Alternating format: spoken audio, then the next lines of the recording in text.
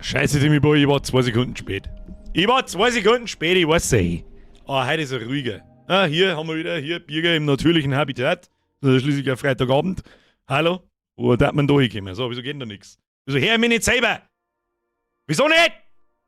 Hallo? Wo darf man da hinkommen? So, wieso geht da nichts? So, Zeit ist geworden. So, mal einen ganz ruhigen. Habe ich bin's, Bürger. Freitag, 3:15. So, hoppala, Kaputzerl verloren.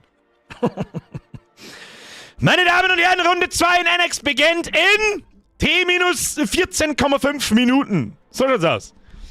So, kann man zwar nicht vorstellen, dass da heute der große Teufel los ist, aber das ist ja wurscht. Wir haben gesagt, wir machen einen Stream, wenn eine neue Runde noch geht, also machen wir einen. Der Stream dauert heute übrigens auch nicht unendlich lang. Wenn das Spiel losgegangen ist, bin ich auch schon wieder fort. Da ist mit Sicherheit auch wieder irgendwas kaputt oder sonst irgendein Scheißdreck, weiß das eh, was ist. Und ja. Grantelbart. Oh shit, here we go again. Möge das Hammern im All mit dir sein. Das Jammern im All mit dir sein. Ja, das macht mehr Sinn, Yoda. Wobei das Hammern im All gar nicht so schlecht ist, glaube ich. So, wie geht's euch? Schau mal gut aus, oder was? Kriegst du mal einen Haufen ein? Was darf man sonst? Habe die Ehre an den Buddyhawk, an den Zippert. Der hat geschrieben, O-Game, OG sucht NX. NX wo? Grüße aus Franken. NX.gg. Nur schnell registrieren. Und wo ist der Louis? Wo ist der Louis? Dem schaue ich schon vor Runden 1 zu, dass er versucht, sich zu registrieren und schafft es nicht, sich zu aktivieren. Wo ist der? Du hast keine Ahnung, was du mir damit antust, besser gesagt meiner Familie. Keiner zwingt dich dazu, Alter. Es ist, also jetzt passt zu mir Obacht. Also diese grundlegenden Änderungen, von denen ich mir während der Runde 1 schon geschmerzt habe, die haben natürlich nicht in der Runde 2 drin. Ja, also da kriegst du einen Vogel. Erst einmal Philipp der Flogger, mehr als 31 Monate, Darion mehr als 6 Monate, habe ich dere. Auch wenn es war, ich habe diese Woche übrigens schon 3-mal Eve installiert und wieder deinstalliert. Ich installiere es gerade wieder. Weil das wäre genau, warte mal, wer ist der Launcher? Oh, er ist fertig. Ich bin mir noch immer noch unschlüssig, ob ich aktivieren mag oder nicht. Dann schauen wir mal. Ich war auch schon kurz davor. Ja, ich denke, ich habe mich eingeloggt, dass ich im Free-Account habe das Zeug gesehen und denkt, leck, die haben uns alle Stationen und Posten und was weiß ich was weggeschossen in die letzten 5 Jahre, wo ich nicht online war und alles Zeug liegt irgendwo umeinander. Was es ist. Sprengi. Nein, wir haben jetzt keine Zeit für Scheißwitze. Schluss jetzt. Nein! Welche Oberbeine schauen ihre Tasse frisch aufgebrühten Earl Grey lieber leidenschaftlich, anstatt sie zu trinken? Die Tee gern sehr. Den musst du bringen, wenn mehrere Leute da sind. Das war klar, dass, oder ist mehr oder weniger klar, dass halt vielleicht 20% der Leute da sind. Das ist ja klar. So, wie lange haben wir noch? Wir haben noch 12 Minuten. Schauen wir da mal schnell hin. Nightbot Commands braucht keine Sau, das braucht keine Sau. Machen wir mal kurz diesen hier. Also, nochmal für alle, die sich noch nicht registriert haben. Registrierung ist immer frei. Für alle, die Frage stellen, ich lösche doch eine Accounts nicht. Ihr habt übrigens auch eine Erfolge noch. Ihr braucht euch nur einloggen. Ihr braucht euch nicht neu registrieren. Das ist einmal das Allerwichtigste. So. Ja, aber dann bin ich nicht da. Wie? Du bist nicht da. Es gibt keinen Sprengi ist nicht da. Sprengi, wenn nicht da ist, bin ich auch nicht da. Mehr ist für den Resub übrigens. Birger, aus was für ein LKR kommst du noch, du? Ja, aus dem Mittleren. Du recherchierst ein wenig, schaust einmal How to Birger oder so, das findest du dann scheiße.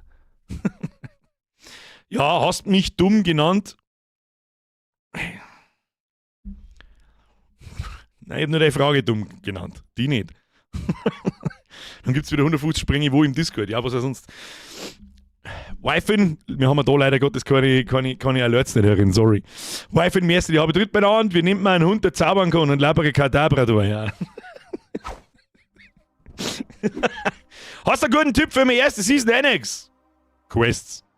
Einfach die Quests durchmachen, wenn Fragen da sind, einfach in den Global Chat eine und einfach mal rundum klicken und einfach ausprobieren, kannst du nichts kaputt machen. Hoffe ich. Jetzt hofft man erst mal, dass in 10 Minuten alles geht, wenn sie die Leute einloggen. Das ist das Allerwichtigste. Das ist das Allerwichtigste. So. Was ist neu? Ich habe es schon in die News eingeschrieben. Die kannst du auf der Startseite, kannst du es da durchlesen in Ruhe. Was ist neu jetzt direkt zum Startweg? Es gibt nur noch 3 Planeten. Erdplanet, Magmaplanet, Eisplanet. Der Sandplanet ist weg. Der Plasmaplanet ist weg. Damit auch die da entsprechenden Primärrohstoffe dazu. Dann habe ich das Bauteil entsprechend angepasst. Das braucht natürlich nur noch diese 3 Rohstoffe, nicht mehr alle 5. Aber die steigen natürlich auch steil nach oben bis Stufe 30.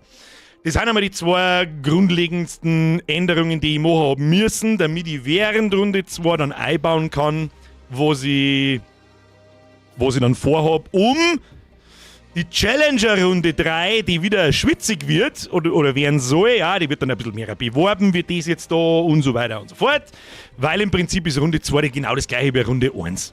Bloß langsamer. Der nächste große Schritt ist, die Grundrohstoffe sind drastisch, die haben mehr als halbiert. Das heißt, du kriegst viel weniger automatisch diese Grundrohstoffe, was die eigentlich dazu bringen sollte, aktiv zu werden. Kriege ich jetzt so schnell Rohstoffe, das dauert alles so lang. Ich baue ein paar Truppen und fange das Angreifer an. Das ist einmal das Erste. Um Zahlen zu nennen, ich hoffe, da verzeihe ich jetzt keinen Krampf nicht. Vorher war es so, ein Harvester produziert 15 Grundrohstoffe pro Stunde.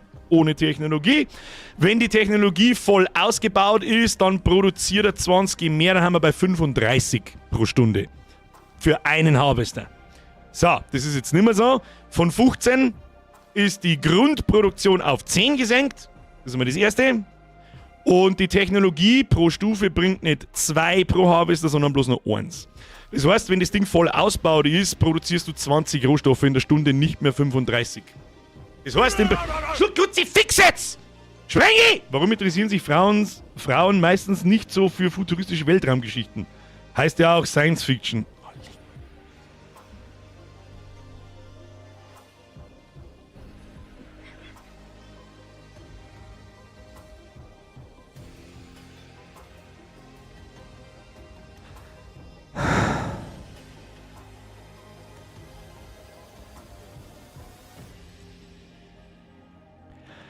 Ich lasse dies nun unkommentiert.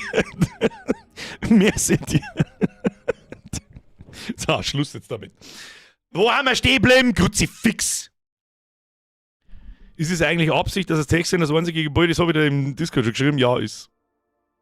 Ja, ist es. Weil du auf Stufe 30 eine ziemlich narische, vor allem jetzt dann ziemlich narische Technologie kriegst. Dass du plus einen Primärrohstoff ausziehst. Also, so, das ist einmal die grundlegende. Ich habe übrigens auch deinen Fehler behoben, dass du in die Nachrichten nicht auf alle löschen drücken kannst. Das müsste mittlerweile auch behoben sein. Ich lese schon mit. Ich tue es schon, aber ich schreibe halt nicht bei jedem, das ist fertig, weil sonst kriege ich einen Vogel. Grundrohstoffe eingegrenzt. Planeten weggeschnitten. Also im Prinzip machen wir mir folgendes: Der Grind durch 5 Planeten ist einfach, der zirkt sich einfach so lang. Es ist immer das Gleiche. Da schneiden wir hinten 40% weg. Dafür machen wir die Grundrohstoffproduktion weniger, die halbieren wir so ungefähr. Das heißt, das müsste halt alles dadurch schon einmal länger dauern, aber du musst die nicht durch 5 Planeten grinden, sondern bloß durch 3. Okay? So. Das ist mal das Erste. Dann was noch dazu kommt, Gebäude kosten ab Stufe 20 einen Primärrohstoff pro Ausbaustufe auf dem Planeten, wo es steht.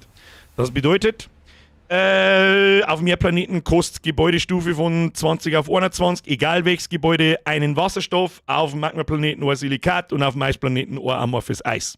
Für die letzten 10 Stufen. Damit du deine Kolonie dann komplett alle Gebäude auf 30 ausbaust, brauchst du 100 Primärrohstoffe, um das alles auszubauen. Das war vorher nicht so, da hast du alles in neue Kolonien einbuttern können und so weiter und so fort. Und dadurch soll das auch ein bisschen entschleunigt werden, dass am Sonntag schon wieder Leute da sitzen mit 10 Kolonien.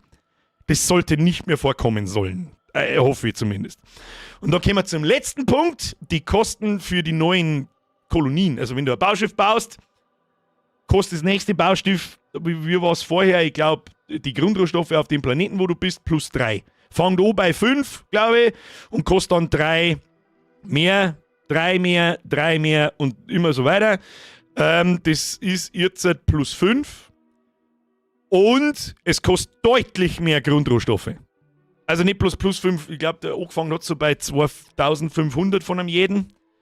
Und die nächste Stufe hat dann 3000 gekostet, dann 3500, dann 4000 und so weiter und so fort. Und da hast du vor allem die ersten 5 Kolonien so schnell gebaut gewesen, dass nichts Besonderes mehr ist. Und die steigen jetzt halt um 1500 pro Stufen. Und nicht mehr +3 Rohstoffe, sondern +5 oder ich glaube sogar +8. Also es ist auf alle Fälle teurer, sich weitere Kolonien zu bauen. Die erste soll relativ schnell gehen, ja, das ist ja in Ordnung und so weiter und so fort. Aber dann, jede weitere wird immer teurer und immer teurer, so wie es halt jetzt aber die Kosten steigen schneller. Das ist einmal so das Grundlegende, alles, was jetzt in Runde 2 anders ist. Was soll das bringen? Es ist nicht mehr so schwitzig. Leute, die Zeit haben, und auch Leute, die keine Zeit haben, die da Zeit einwuchten, die hauen dir im Progress innerhalb von einem Tag so weit ab, dass du nie wieder nachkommen kannst als Normaler. Wenn aber alles ein bisschen länger dauert, mal auf Rohstoffe warten, mal das da oder mal das da, dann kommen auch Leute auf die gleiche Ebene, die nicht so viel Zeit am Tag haben. Ja, das war ein netter Gedanke zu Runde 1, da habe ich alles auftrat wie Hölle, also wie ein Geistesgestörter, wenn man so will. Da ist alles 5-mal so schnell gegangen, wie das früher war, aber das hat schon seinen Grund, warum das so langsam laufen soll. Weil es eben ein Gelegenheitsspiel ist und eigentlich nichts, wo du kannst deswegen auch noch 24/7 davor sitzen, so ist das nicht. Und da min-maxen ohne Ende. Aber du kommst nicht mehr so schnell vorwärts, wie das vorher war. Und ja. NX potenziell deine. NX, da habe ich jetzt kurz gebraucht, die Burning Crusade. Absolut richtig. Es steigt nicht exponentiell. Es steigt linear, aber irgendwann wird es halt so teuer, dass du halt 5-mal überlegst, oh Gott, kaufe ich für die 50 Wasserstoff, kaufe ich da jetzt ein neues Bauschiff und eine neue Kolonie oder nehme ich die 50 Wasserstoff her und baue 50 Gebäudestufen aus. Also so hoffe ich. Wie es sich dann entwickelt, werden wir wieder während Runde 2 sehen. Und ja, so, wir haben übrigens noch 3 Minuten und 10 Sekunden. Ich weiß nicht, wie lange das der YouTube-Stream schon wieder hinten neu hängt, aber ist wurscht. Dann könnt ihr euch einfach einloggen, ihr müsst euch nicht neu registrieren. Wer es heute zum ersten Mal sieht, wer es mal ausprobieren will, kann sich natürlich jederzeit registrieren, einloggen, mitspielen und dann bin ich gespannt. So, was kommt während Runde 2? Warum nenne ich das Ding Season 1 eine Challenger-Season und das jetzt eine Endlos-Season? Ihr könnt es ganz normal dahin spielen.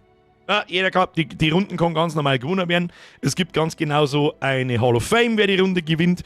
Aber wenn die Runde gewonnen ist, dann läuft es einfach weiter. Wer dann weiterspielen will, zum Zeitvertreib, zum Ausprobieren, zum was weiß ich, der kann das die ganze Zeit tun.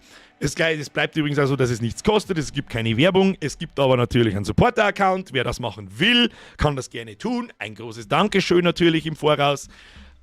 Ist aber natürlich keine Pflicht nicht. Ja? Und da hat sich auch nicht groß was geändert. Es gibt dann wieder das Icon und so weiter und so fort. Und es müsste sogar, falls du vorher schon mal einen Supporter-Account gehabt hast, die ganzen Einstellungen einfach übernehmen fürs Icon und so weiter. So, gibt es wieder irgendwie ein Benachrichtigungssystem. Da weiß ich gar nicht, was du meinst damit. Alter, wie geil wird's nicht resettet? Mr. Simato, da ist ja sicher, ist resettet. Ihr fangt jetzt gerade bei 0 an. Ihr habt eine Kolonie ohne Gebäude. That's all. Und beim Login wirst du zufällig wieder irgendwo hin platziert und los geht's. Ja, für Angriffe, Extraktoren und so weiter. Was steht denn mit dir da? Also natürlich gibt es ein Benachrichtigungssystem. Warum hat es das nicht gegeben? 230 gleich bloß, was da los, war der nicht angekündigt, indirekt. Aber Herr Ironsky, das meine ich damit. Das ist was, das interessiert einen kleinen Bruchteil der Community. Das war mir klar, dass da heute, mich wundert, dass über 200 Leute da sind.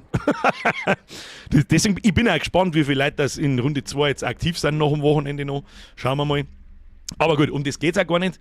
Es geht darum, die Runde ist entschleunigt. Und das läuft dann bis ins Endlose hinaus. Warum?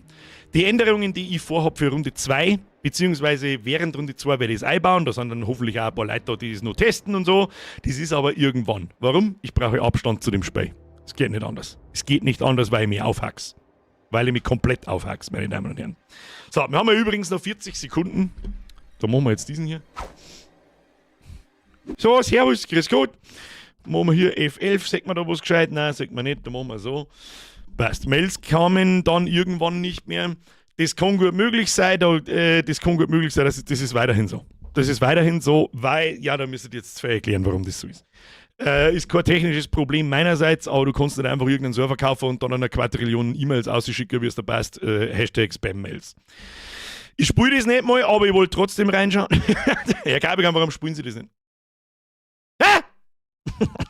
Passt mir, im Sommer bin ich anders eingespannt. Ja, du, da geht's einem jeden so. Ich sag's auch, ich sage einfach so ehrlich, wie es ist. Ich habe auch über den Sommer, wenn es da draußen 35 Grad hat, keinen Bock, dass ich wieder 14 Stunden einsitze und an dem Sperrmann anwerkelt. Meine Damen und Herren, das ist Login! Hoffentlich funktioniert's. Das ist einmal das Allerwichtigste, weil dann bin ich schon wieder fort. Ich bin eingeloggt! Weißt du? Ja, funktioniert schon. Wenn die Ranglisten voll ist, funktioniert schon, passt schon. So, hier. Zack, haben wir drin. Also für alle Neulinge. Machen wir eine kurze Einführung. Da, Herr Romert, habt ihr Quests, da klickst du drauf und die machst du durch. Lesen. Lesen Sie das Baumenü. Da haben nicht alle Schritte drin, aber die wichtigsten Schritte, um es spät zum Verstehen, haben drin. Und was auch ganz wichtig ist, ich habe mir da Mühe gegeben, dass ich da kleine so wissenswertes Boxen einbaue, die kann man aufklappen, da steht nochmal ein bisschen Detailzeug drin und so weiter und so fort. So, habe ich jetzt ein Hauptgebäude gebaut? Nein. Jetzt bauen wir erstmal das Ding da hin, jawohl. Und dann bauen wir da direkt das Kraftwerk daneben hin, jawohl. Da ist der Chat, jawohl. Welcome! Servus, Manda, und los geht's, halber dritt, servus, Louis. Louis, wo?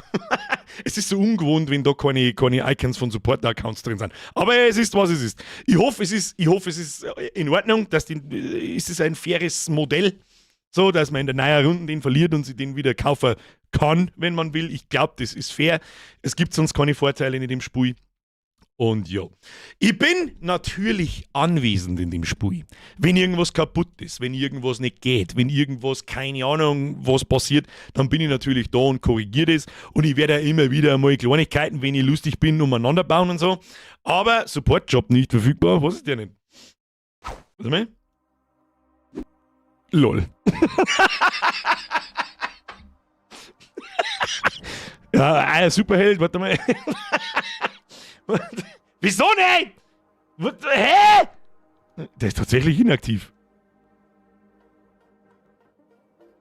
Wie ist das passiert?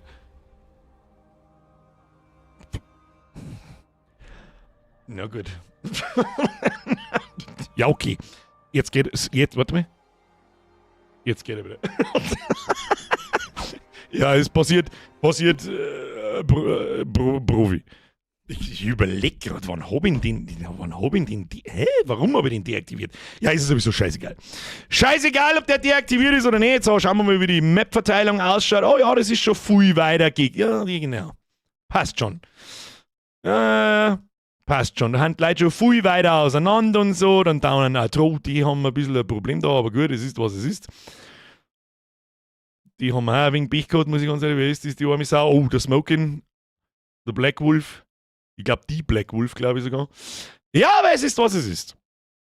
Bei anderen Entwicklern wird zuerst nur der Support-Shop gegangen. Ja, das muss man vielleicht auch mal sagen. So, schauen wir mal da. Alle wieder habe die Ehre. Auch wenn ich wie im Urlaub sein, bla bla bla. Shop geht nicht, Shop geht wieder. So, passt. Wo haben wir stehen geblieben? Ich bin halt fast genau da wie bei Runde 1. Kann passieren. Also, das ist ein zufälliges System, da wird keiner irgendwie bevorzugt oder sonst was. Das ist einfach nur, du wirst irgendwo random hinplatziert und gut ist. Wenn wirklich jemand die absolute Arschlochposition hat, dann kann er es versuchen, dass er mir anschreibt, ob ich ihn umpositioniere. Aber das darf man nicht, weil sonst schreiben wir 120 Leute. Das wollen wir nicht. Das ist nichts für mich. Und an jeden, das sehe ich jetzt da gerade, da kann man eigentlich mal Alerts einbauen. Kann ich selber Alerts bauen? Ja, das teile ich glaube ich schon hinkriegen. Dass man die Shopkäufe da im Stream sagt, weil warum nicht? Don't you guys have a Kreditkarten? Wie gesagt, das ist absolut nicht wichtig. Runde 1, also natürlich freut es mich, um Gottes Willen. Also das ist mehr Bestätigung, glaube ich, kann man einem nicht geben, wenn man irgendwas da so for free zur Verfügung stellt und irgendjemand fasst den Entschluss, weißt du was, für die Gute, da hast du einen Fünfer oder was weiß ich was. Denn natürlich ist das eine Motivation. Hallo, ich sag da mein Handy ausflippen und jetzt der Shop scheint zu funktionieren. Gut. Vielen Dank an alle. Kuss auf die Nuss. Ich kann euch da bloß nicht beim Namen nennen. So. Was sind die großen, wirklichen Gameplay-Änderungen geplant für Challenger Season 3? Und das kann durchaus sein, dass die bis Oktober dauert. Das kann sein, dass die im November losgeht. Es kann sein, dass die im Dezember losgeht. Kann das sein, dass die im Juli losgeht, wenn ich auf einmal Bock habe. Ich brauche einfach Abstand, ich kann mir nicht 14 Stunden da jeden Tag hersitzen und das ganze Speichern machen. Die kriege ich einen Vogel. Darum machen wir das phasenweise. Eine Challenger-Runde, eine Endlosrunde. Challenger-Runde, Endlosrunde. Und in der Zeit von der Endlosrunde habe ich Spieldaten da, einen Haufen Leute mit Kolonien und Zeig und Klump, alles was so passieren kann. Das ist eigentlich das Beste, was ich als als Grundlage haben kann, die neue Mechanik neu zu bauen. Und die wichtigste neue Mechanik wird, der Erdplanet wird zu einem Einführungsplanet, Noob-Planet, sagen wir es so. Und ab Planet 2 ist Schluss mit lustig. Keine Rohstoffverstecke mehr, kein Extraktor mehr, sondern, und zwar ganz einfach, gar kein, das klingt erstmal einfach, aber dazu muss ich das komplette Kampfsystem aufbohren. Du schickst da keinen Extraktor mehr zu den Rohstoffen, sondern Truppen. Ein Space Marine oder 30 oder 10 Space Marines, 10 Flugzeuge und 10 Panzer oder was auch immer. Und die funktionieren genau wie der Extraktor. Die fahren zum Rohstoff, das sind diese Dinge da, setzen sie da drauf, brauchen eine halbe Stunde, sowas. Kann man natürlich wieder verbessern mit Technologien, bla bla bla. Wir nennen das Ganze Expeditionen. Und dann sitzen die Truppen da drauf und errichten so eine Art Garnison. So, die sitzen da, bauen eine halbe Stunde den Rohstoff ab. Wenn sie fertig sind, nehmen sie den Rohstoff und fahren nach Hause. Was passiert, wenn da jemand sitzt? Andere Leute sehen das, genauso wie der Extraktor auf dem Erdplaneten. Dann kannst du hergehen und deine Truppen dort auch hinschicken. Wenn die Truppen da ankommen, kämpfen die gegeneinander als Datens, so wie es jetzt gerade ist, wenn du eine Kolonie angreifst. Der Gewinner bleibt sitzen und baut weiter ab. Also wenn da schon jemand sitzt, der gewinnt den Kampf, verliert natürlich ein paar Truppen, aber it is what it is. Wenn er fertig ist mit Abbauen, fährt er nach Hause. Wenn der Angreifer gewinnt, zerstört er deine Truppen auf dem Platz und er sitzt da drauf eine halbe Stunde. So viel mal dazu. Das ist Phase 1. Phase 2. Wir baut man da jetzt ein, dass jemand mit mehreren Kolonien stärker ist und nicht bloß eine Kolonie zur Verfügung hat, um da eine begrenzte Anzahl an Truppen hinzuschicken. Du kannst, so ist zumindest meine Idee, wir haben ja ein Supporter-System im Kampfsystem, das soll jetzt sich dafür eigentlich ganz gut nutzen lassen. Du schickst aus 3 Kolonien, sagen wir mal, einen Space Marine hin. Die treffen zur gleichen Zeit ein, dann kämpfen die natürlich nicht gegeneinander, sondern die positionieren sie da und unterstützen sie gegenseitig, wenn es angegriffen werden. Das heißt, wenn dann eine Kolonie daherkommt und greift an, kämpfen alle 3 Space Marines gegen den einen. Und das Gleiche und das absolut Gleiche mit Netzwerkmitgliedern. Was passiert? Space Marine 1 kommt, sitzt sie auf, braucht eine halbe Stunde zum Abbauen. 10 Minuten sind vergangen, er hat noch 20 Minuten. Dann schickt ein Netzwerkmitglied von dir auch einen Space Marine hin, der kommt, sitzt sie auf, braucht auch eine halbe Stunde, währenddessen der andere nur 20 Minuten braucht. Was passiert, wenn der 20 Minuten Space Marine fertig ist und heimfährt? Ist dann der Rohstoff weg? Nein. Warum? Die Idee ist, eine sozusagen, wie nennt man das, eine Ressourcen-Chain aufzubauen.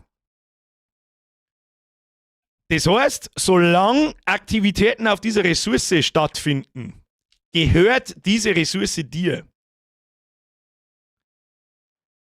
Ist das einigermaßen verständlich?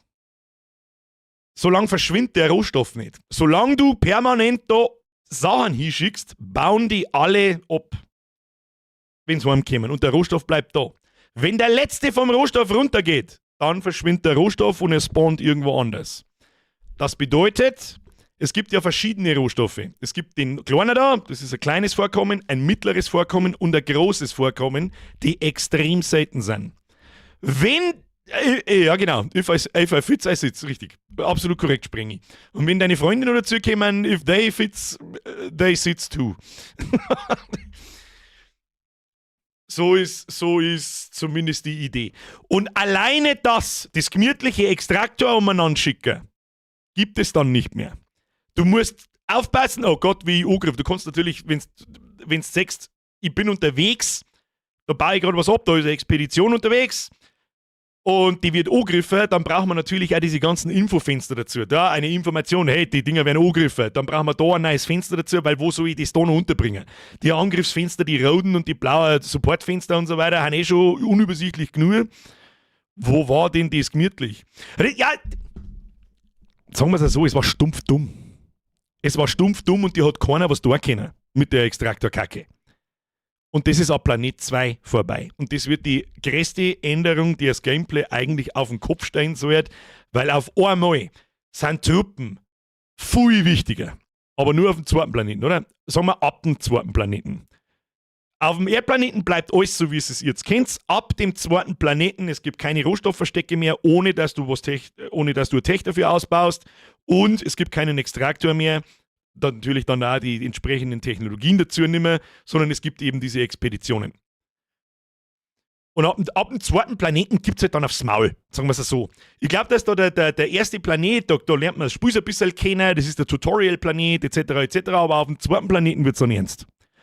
Und weil mir, um ganz ehrlich zu sein, für den dritten Planeten noch keine Mechanik-Einbau eingefallen ist, die sich irgendwie grundlegend davon unterscheidet, dumm Extraktor schicken oder noch Dinge, Truppen bauen, etc., die dann auf einmal wieder einen ganz anderen Wert haben, auch die dazugehörenden Technologien haben einen ganz anderen Wert und so weiter und so fort, ist mir für den dritten Planeten einfach noch keine Mechanik so wirklich schön eingefallen, wo ich sage, das ist eine richtig geile Idee, das machen wir auf dem dritten Planeten.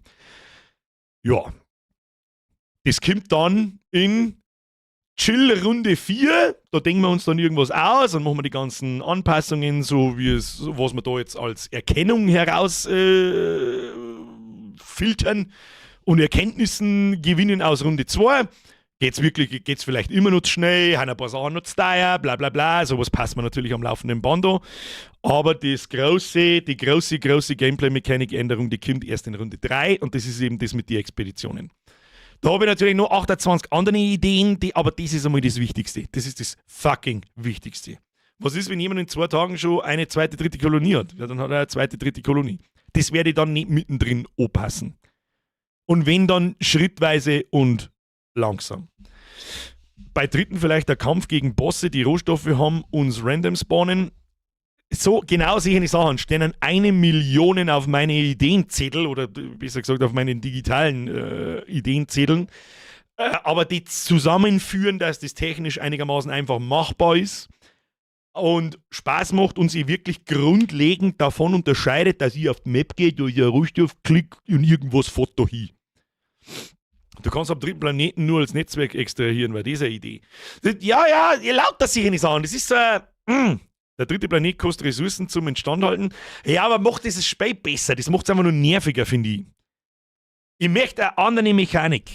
Und irgendwann fällt mir was ein. Und wenn wir uns das andere Spiele abschauen müssen, das ist ja sowieso auch, die sämtliche Ideen da sind auch aus 30, lecker, wieder 30 Jahre lang, 35, aus 35 Jahren in meinem Leben Gaming auseinanderzuselt und wo ich in der Lage bin, das einzubauen. Und das klingt erstmal ziemlich einfach mit, ja, schicken mal da Truppen hin und wenn die dann da sind und dann kämpfen, wenn jemand kommt und wenn es ein Befreundeter ist, dann sitzen sie daneben und so. Das ist einmal, das klingt recht einfach für einen Spieler, das kann ich verstehen, aber das zirkt einen Ratzenschwanz an Änderungen hinten rein, die ganz aus sind. Das Kampfsystem ist grundlegend nicht darauf ausgelegt, dass man einfach irgendwo kämpfen kann, das muss man umbauen. Die ganzen Infoboxen kehren umbaut, die ganzen Technologien kehren umbaut, dass die auf dem zweiten Planeten nicht mehr verfügbar sind, dafür andere, um die Expeditionssparte dann zu verbessern und. Also das schüttelt immer nicht einfach so aus dem Handgelenk. Ich sage jetzt einmal so, das haben bloß ein paar Tage Arbeit, seien wir so ehrlich. Ja, ein paar Tage, sagen wir ein paar Wochen Arbeit. Sagen wir mal 3 Wochen Fulltime-Job. Dann war es drin, rumtesten und Sachen anpassen und so weiter, sagen wir mal einen Monat. Und das tue ich jetzt nicht. Ich sage es euch freiwillig, wie es ist, wenn ich mir jetzt sitze und noch mehr einen Monat da so einsuchtelt, wie ich es die letzten 4 Monate habe, dann schieße ich mir eine Kugel in den Kopf. Das mag ich nicht, das mögt ihr nicht und so schlecht ist das Spiel jetzt auch nicht beieinander, sonst hätten sie nicht über 500 Likes gespielt vor einem Monat. Und ich glaube, das ist eine ganz gute Idee. Und alles, was uns sonst noch einfällt in der Zwischenzeit, immer her damit, ich lese alles, ich reagiere natürlich nicht auf alles, weil irgendwann kriege ich einen Vogel. Und ja. Dritter Planet Instandhaltung, nur über den Shop. Manchmal war es schon richtig einfach, Herr Icarus, gell? Manchmal war es wirklich einfach. Raketen mit Fracking-Sprengköpfen, das ist zum Beispiel, da denke ich auch schon lange drüber nach, wie man diese Raketengeschichte in die Rohstoffproduktion irgendwie einbringt. Mal kurz aus dem Nähkästchen geplaudert. Ich habe zum Beispiel so eine Idee, wenn Kämpfe stattfinden mit Truppen, dann werden um das Feld, wo kämpft worden ist, Schrottteile fallen lassen. Das im Prinzip nichts anderes sind wie Objekte, wie jetzt der Rohstoff da, aber die liegen halt da. Und dein Extraktor kann diese Schrottteile sammeln und aus denen irgendwas Besonderes machen. was du dann wieder für irgendwas anderes brauchst. Aber das ist wieder, ich gehe auf die Map, damit das einwarten. Das ist so, da muss ich nicht nachdenken, da muss ich nicht, weißt du schon. Aber wenn ich Truppen baue, dann haben die schon mal was gekostet. Das ist halt eine Investition. Der Extraktor kostet ja am laufenden Band, den musst du auch, ich sage mal, alle 15, 20 Mal was sammeln, musst du neu bauen. Und dann kostet er jetzt mit Treibstoff und das kann man uns da natürlich sparen, weil Truppen an sich kosten ja schon was, plus das Risiko, dass du das verlierst. Und dann werden diese Rohstoffe schon mal ums 100-fache wertvoller. Ums 100-fache. Und diese unterstützungsgegenseitig Geschichte, dass da Netzwerke innerhalb mit mehreren Kolonien auf einem Rohstoff sitzen können, zwingt Leute untereinander, hoffe, ja, ich habe auch mehrere Dinge gemeint in Runde 1, die dann nicht so waren, aber mei. Lukas, merci für 71 Monate, Kuss auf die Nuss, habe ich irgendjemanden übersehen. Wir haben da leider keine Alertserin. Luke! Merci für 71 Monate, du bist der Geschubste. Reset war es übrigens. So, wo haben wir jetzt Stiefel? Ich lasse mich so leicht ablenken, gell? Dass ihr euch gegenseitig auffragt. Wenn ein Gegner, wenn zwei Konkurrentennetzwerke, wenn das eine Netzwerk sagt, Alter, die haben da hinten einen großen Rohstoff gefunden und auf dem sitzen sie seit Tagen und bauen ab wie die Behinderten. Da müssen wir irgendwas dagegen tun. Dann muss da was dagegen tun werden. Nämlich Truppen bauen und da reinfahren. Und dann hoffe ich, ist das schon mal so, ja, dass man einfach Truppen baut und Kriege führt. So. Ich glaube, dass das eine ganz gute Idee ist. Kritik ist immer gern gesehen, selbstverständlich. Immer her damit. Ich meine, näher kommen wir uns nicht mehr, dass ein Entwickler auf seine Community hört. Und wenn mir irgendjemand sagt, oder ich sage mal, wenn jetzt einer zum Jammern anfängt, da interessiert es mich nicht raus. Aber wenn mehrere Leute dieselben Probleme ansprechen, natürlich höre ich dazu. Das ist ja klar. Und dann schauen wir, ob wir das irgendwie anders machen können. Was, wenn die NPC-Nester in der Nähe von großen Vorkommen spawnen und du zuerst die NPCs so greifen musst, sonst greifen sie den Extraktor an? Habe ich auch auf dem Plan so in etwa, dass die NPCs aktiver werden, dass man, wir sollen sagen, die Funktion haben sie noch nicht, dass auf dem dritten Planeten die NPCs ebenfalls diese Rohstoffe farmen und da halt Einheiten drauf sitzen. Und zwar auf jedem Rohstoff. Die musst du zuerst runterprügeln. Und dann musst du das Ding fördern. Und die kommen auch wieder. Also du prügelst den runter und nach einer Zeit kommen die wieder. Das heißt, du musst permanent Truppen nachliefern. Und so weiter. PvE-Inhalte für Solospieler, die kein Netzwerk finden. Herr Siepert. Das ist ein ganz schwieriger Punkt. Da habe ich auch einige Ideen. Abgespeckte Expeditions, da haben wir letztes Mal schon drüber geredet, mit so Story, das wie ein Text-RPG ist. Einen Rohstoffhandelmarkt wird es nicht geben. Weil das ist eine Einladung zum Multi-Accounten und mittlerweile denke ich mir so, wer sie wirklich 5 Accounts anlegen will und 5 Accounts gleichzeitig spielt, go for it. Have fun. Oh ja, NX, Squadron 42 für Solospiele. Nee, aber das ist ein guter Punkt. Ich möchte natürlich, dass Leute miteinander spielen. Ich meine, da entstehen die besten Erinnerungen und sonst irgendwas. Aber für Solospiele, schauen wir mal. Der Siebert schreibt, eins der größten Probleme der klassischen Browser-Games, wenn man nicht in den Top 5 Gilden ist man einfach nur frustriert am Verlieren. Ja, das stimmt. Da hast du absolut recht. Also Multi-Account offiziell erlaubt? Nein, natürlich nicht. Nach wie vor, wenn ich einen beim Multi-Accounten erwische, wird nicht mehr nachgefragt. Jetzt ist es halt einfach nicht. Jetzt spielt es halt einfach fair. Ich mache ein faires Spiel unter fairen Konditionen hier, dann kann man doch da wohl auch fair einspielen. Und wer in einem Free-to-Play-Spiel in einer, ich sage jetzt mal verhältnismäßig kleiner Community, in meiner Welt Riesen-Community, zum Cheaten anfängt, seien Sie stolz. Vielleicht den Top 10 einen kleinen Malus geben. Das ist auch krass.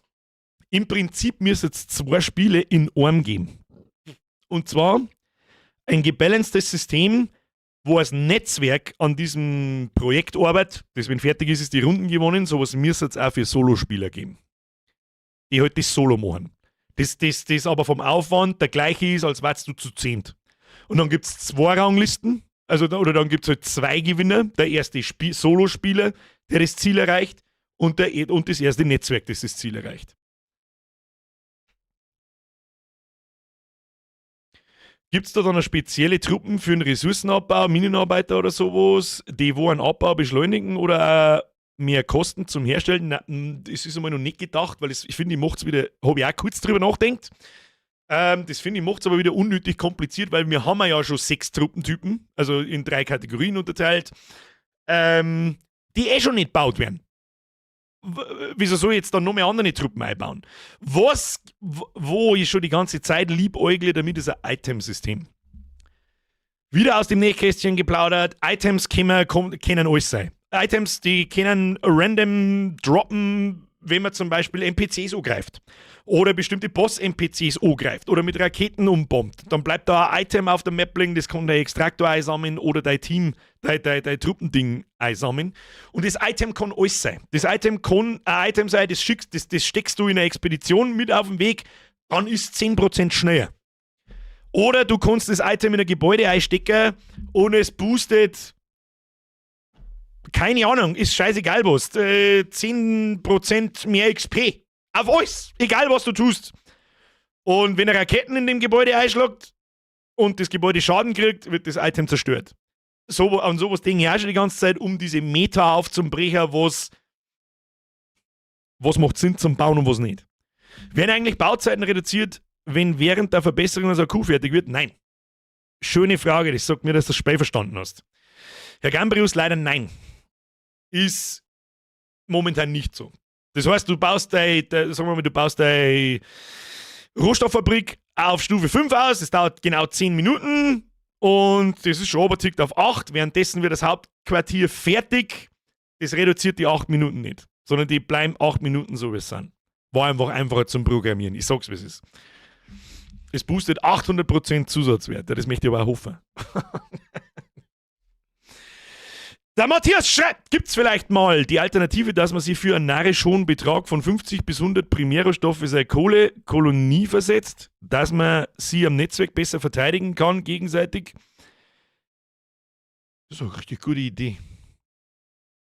Die habe ich schon 1000 Jahre lang im Kopf. Bloß noch nie wirklich irgendwo hingeschrieben. Das tue ich, wenn der Stream go ist. Also bei der Tech genauso. Absolut richtig. Aber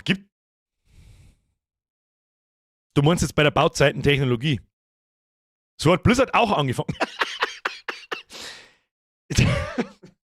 Ich bezweifle hart, dass aus einem Hobby-Browser-Game-Projekt, das schon viel weitergekommen ist, als ich mir das jemals erträumt habe, irgendwann einmal da irgendwas richtig Großes entsteht. 2026, das glaube ich nicht. Das glaube ich nicht. Aber für mich ist es einfach ein Projekt, das mir Spaß macht zu machen. Es macht mir eine Riesenfreude, wenn da Leute drin sitzen und einfach Spaß mit dem Ding haben, weil ich sag's einfach, wie es ist. Da bin ich das ist einfach meine Befriedigung, so, die Selbstbestätigung, glaubt nach der jeder so ein bisschen sucht, so mit, schau her, das habe ich gemacht, schau her, da haben fremde Leute, die das spielen und da haben sogar noch Leute dabei, die freiwillig dafür irgendwie Geld ausgeben, weil sie denken, das ist geil, ich mag mitspielen. Wart's ab nach der Mobile-Version released. Wo ist Mobile-Version released? Wo ist die Mobile-Version? Mobile-Version fertig. Hier. Aber ich weiß, was du meinst. Eine native Handy-App. Ja. Sagen wir es so, da müsste jetzt sehr viele tausende Euro regnen dafür.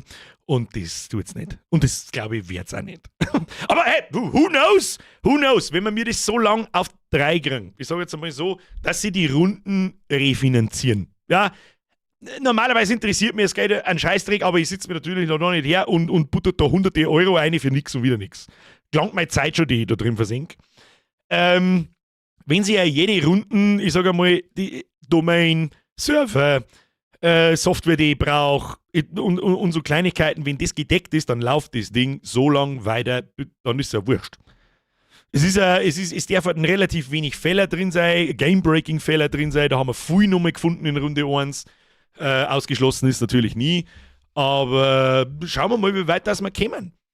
Und ich glaube, dass das für einen Single-Dev, der halt auch sonst noch was anderes in seinem Leben tut, eine ganz gute Lösung ist mit eine kurze Schwitzerrunde, die innerhalb von einem Monat gar ist, und dann eine lange Runde, wo ich Zeit habe und wenn ich dann wieder richtig Bock habe, hack die Sachen rein und 5 andere wahrscheinlich. Hier Stargates haben wir schon geschmerzt und dann diese PvE-Geschichte mit den Expeditionen, die ist zwar jetzt momentan nur da drin, die brauche ich jetzt nicht erzählen. Und so weiter und so fort. So, wer ist denn Erster? Hauptsache, ich bin in meinem eigenen Spielplatz 73. Das ist wichtig. Hoppla, wo habe ich nicht gedrückt? Gehen wir 4. Der Wambo! Ihr habt schon 56 Punkte, legt's mir doch am Arsch. Ich wünsche jedem Good Luck HF und Kritik immer gern gesehen. Wer mir etwas zu kritisieren hat, macht es am besten so. Nachricht schicken. Miss Snow, Levelanzeige. Die Levelanzeige hängt ein Level zurück. Was? Drück mal F5. Das aktualisiert sich nicht dynamisch von selbst. Ich glaube, wenn ich das jetzt nämlich ausbaue und das wird dann Level 2, das Ding aktualisiert sich nicht von selber, aber ist ein guter Punkt. Ist ein guter Punkt, gehört auch eine. Ich Wambo, du Wambo, RCS Wambo. So, hab gerade den Kleinen an die Mama angegeben. Was habe ich verpasst? Mr. Airmate? Nicht viel. Was auch zu mir erklären. Wopter NDC-Link. Wopter NDC-Link. Soll das heißen, wo habt ihr den Discord-Link? Machst du mal Ausrufezeichen Discord. Oder war wer schneller? Herr Siepert! Da gibt es einen extra Channel, da kann man natürlich Kritik auch reinschreiben. Das ist Kacke, das ist Kacke, das ist Kacke. Aber wie gesagt, bitte nicht besser, wenn keine Reaktion kommt, heißt das nicht, dass ich es nicht gelesen habe. Aber ich weiß noch, wie das in Runde 1 war, vor allem in der ersten Woche. Ich habe so gut wie ich kann auf jeden Scheiß reagiert und versucht zu mir erklären und was weiß ich was alles und diskutieren. Da gehe ich ein, oder? Da geh ich kaputt. Das ist, da bin ich einfach, da bin ich Zwängleit. It is what it is. So! Freunde der Sonne, das war's eigentlich auch schon wieder. Das war's eigentlich auch schon wieder und am besten alles mit Ed Birger, oder? Ja, bitte, unbedingt. Ed Birger, da ist irgendein Rechtschreibfehler. Ich sag's, wie es ist, Rechtschreibfehler interessieren mich einen Scheißdreck, das ist mir alles wurscht. Und vorher war die Frage, es gibt ein paar neue Quests, ja, nicht viel, aber ein paar, um den Einstieg ins Spiel ein bisschen leichter zu machen, da haben wir auch noch meilenweit davon entfernt, dass das sauber formuliert ist und wirklich jetzt Detail ausgeschrieben ist und so weiter und so fort. So, was spielen wir jetzt? 10 nach, warte schon. Nix mehr, ich schleiche mir jetzt davor, das sagt der I. Schon, ist Eve fertig? Ist Eve eigentlich fertig runtergeladen? Ja, vielleicht logge ich mich noch mehr ein. Ein paar Scan-Runden fliegen und schauen, ob das Spaß macht und dann aktiviere ich meinen Account vielleicht. Meine sehr verehrten Damen und Herren, willkommen in Runde 2. Ich hoffe, Sie haben Spaß und ich hoffe, die Runden wird fertig gespielt. Das wird wirklich spannend, weil ihr habt euch ja alle hart abgespielt an Runde 1, was gut war. Da haben wir wirklich sehr viele Dinge herausgelesen, die ich so nicht können absehen, aber das sagt man halt erst, wenn man es wirklich laufen hat. Gut, dann gehe ich wieder in die Nachschau. Herr Sippert, da gibt es keine Nachschau, weil ich schleiche mich jetzt auch davon. Ich bedanke mich ganz herzlich, ich wünsche viel Spaß. Wenn irgendwas ist, bitte melden Sie sich und jo, ich bin schon mal beruhigt genug, dass der Login geht. Und bis jetzt noch keine recht großen, warte mal, was haben wir da so? Alles klar, der ganze Chat ist vorher Icons. Was habt ihr da? Ach, Kim, hau heute ab, Alter.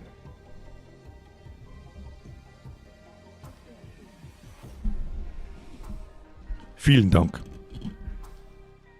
Im Ernst, Alter, vielen, vielen Dank. Es bedeutet mir im Stream schon extrem viel, aber da ist nochmal, das ist einfach was anderes, das ist einfach was anderes. Vielen, vielen Dank. Kann man in Runde 2 Heftel die Netzwerkbasen farblich sehen, also wer zusammengehört, schreibe ich zusammen. Ich weiß, was du meinst. Das ist auch ein guter Punkt, um die Übersichtlichkeit auf der Map besser darzustellen. Da hast du absolut recht. So, das schreibe ich jetzt aber sofort. Die 2 Sachen schreibe ich jetzt sofort auf, weil sonst vergesse ich wieder komplett alles. Also, jetzt pass auf. Fehler von der Miss Snow. Lea übrigens. Gebäudestufen in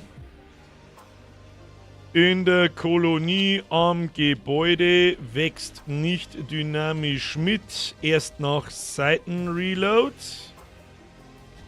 Okay, und das zweite war, das war nice. Das ist jetzt nicht spielentscheidend, aber das ist wirklich wichtig. Da gebe ich dir absolut recht, aber ich benenne meine Fehlerchen dann in Hashtag nice.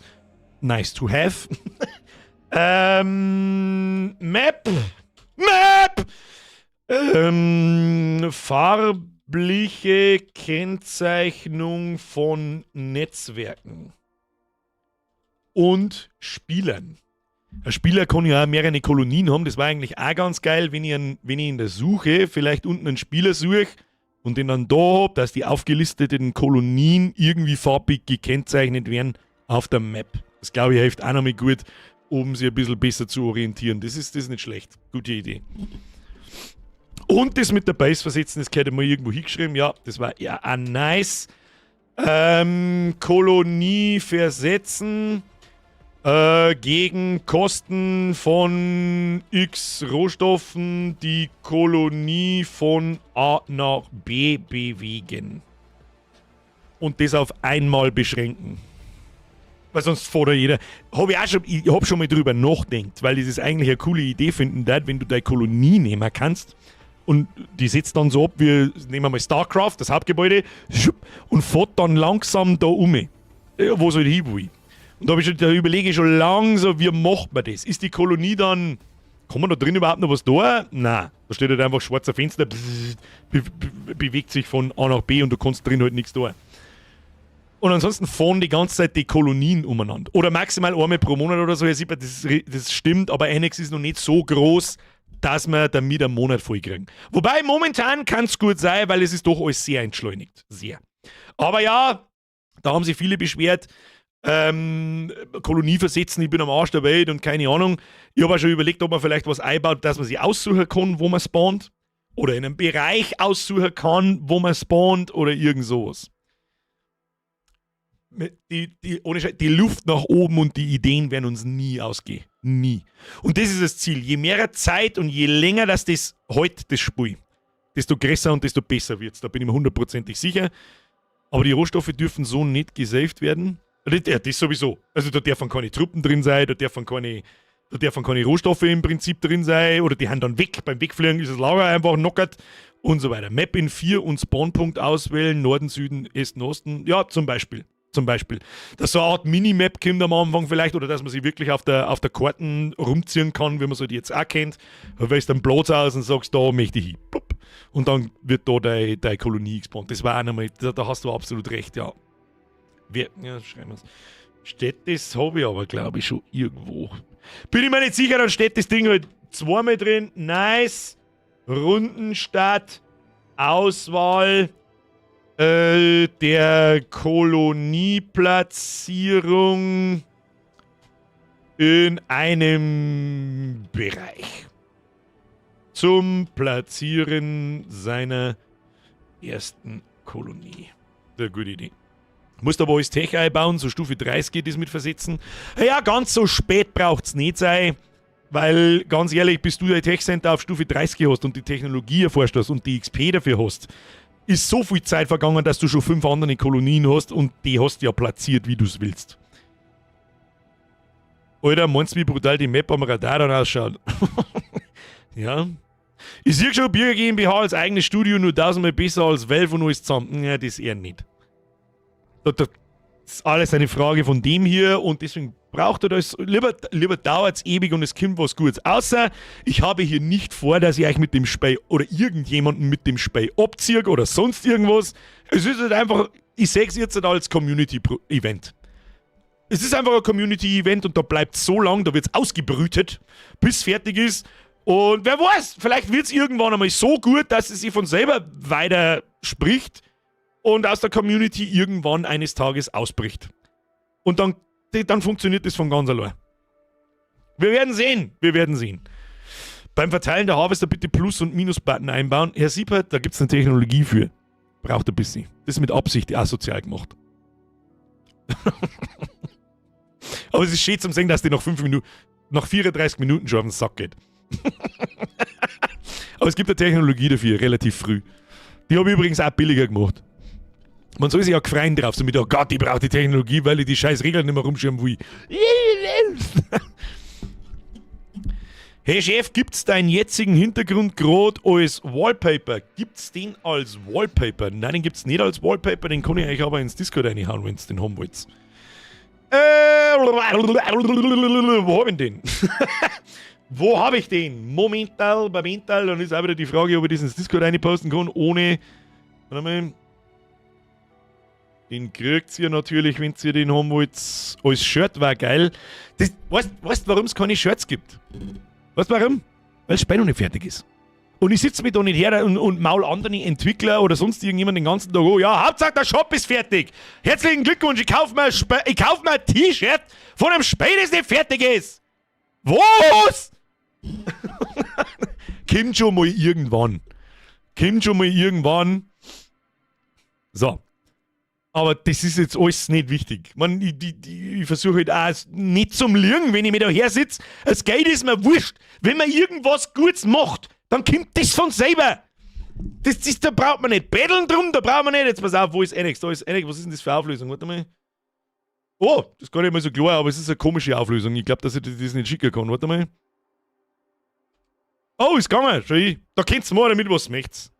Verteilt es, baut es um, macht's damit, was ihr wollt. Aber es ist wirklich eine coole Wallpaper, merke ich gerade so. Das habe ich eigentlich nur gebaut zum Thumbnail. zum Thumbnail zusammenpimmeln. Aber gut. Kommt zum NX Release 2053. Ja, und wenn es so lange dauert, dann dauert es so lange. Ist mir scheißegal. Man kann mal einen Battle Pass im Tech Center erforschen. Im Prinzip ist das Tech Center ein Battle Pass. Wenn man mal so drüber nachdenkt. Ich muss halt bloß die Technologie nicht untereinander listen, sondern nebeneinander. Ich sage immer, mit dem Spaß kommt's Geld, nicht umgekehrt. Ja, ist aber halt auch so. Okay, ich glaube, jeder, der die supportet, tut es gern, weil es Spaß macht. Das stehe ich ja nicht in Frage, aber es wird nie aufhören, dass ich mir immer irgendwie ein bisschen komisch vorkomme mit dem, was ich da tue und damit ein Geld verdienen. Weil das ist einfach, weil das halt nicht normal ist da so. Das tut nicht jeder. Ich halte das immer nur für was Außergewöhnliches und es ist immer nur ein absolutes Privileg, dass ich jede Woche da sitze und da so viele Leute da sitzen mit grünen Namen und auch die Leute ohne grünen Namen. Scheißegal. Jeder Einzelne tragt da dazu bei, dass es diese Dinge hier gibt und fertig aus Amen. Und ich glaube, ich habe das schon immer relativ fair gemacht und ohne, dass das aufdringlich ist oder nervig ist oder bädelt oder was weiß ich was. Das kann ja jeder für sich selbst entscheiden. Wann NX RTS Version? Wir haben ja schon diskutiert drüber. Tu dich mal nicht hinunter. Sollen wir in Runde 2 wieder Lobeshymnen und Reden auf die Schwinge? Na. NX aufbauen, Netzwerke extrahieren, Xylophon. Na, Sinos natürlich. NX, bist du da etwas auf... NX, sorry. Herr Sprengel, sind Sie da etwas auf der Spur? Aufbauen, Netzwerken, extrahieren, Sino-Hass. Was ist mit Likes bei 265 Zuschauern auf 67 Likes? Geschissen auf Likes jetzt da, das ist alles wurscht. Gute Sachen brauchen halt länger zum Entwickeln, wie Duke Nukem zum Beispiel. Ich weiß nicht, wie lange das Duke Nukem damals dauert. Xerpimmelung. Das Xylophon wird der Killer auf Planet 3. ihr Affentypen. So, jetzt schleichen wir uns aber. Meine sehr verehrten Damen und Herren, es war mir ein Fest. Vielen lieben Dank. Viel Spaß am Jeden. Wenn irgendwas ist, einfach rühren. Ich bin schon da. Aber ich versuche jetzt auch... Ich muss Abstand gewinnen zum Spiel, weil sonst reißt es mir den Schädel. Wenn was ist, bin ich natürlich da. Aber das Spiel ist jetzt einmal, wie es ist. Wenn ich irgendwo ein paar Werte vergessen habe, anzupassen, wenn sich da irgendwas komisch anfühlt, das ist aber schweineteuer und das ist schweinebillig, dann einfach mal reinschreiben. Ich reagiere dann schon, wenn ich es für notwendig halte oder halt nicht. Oder das Wallpaper kommt auf die Tablets, mega geil. Herr Kaldron, hauen Sie sich hinein, es ist mir ein Fest. Geh spielen! Weiß ich nicht, das kommt jetzt darauf, ob meine Mannschaft da ist. So! Und wir sehen uns jetzt am Montag. Ich wünsche viel Spaß.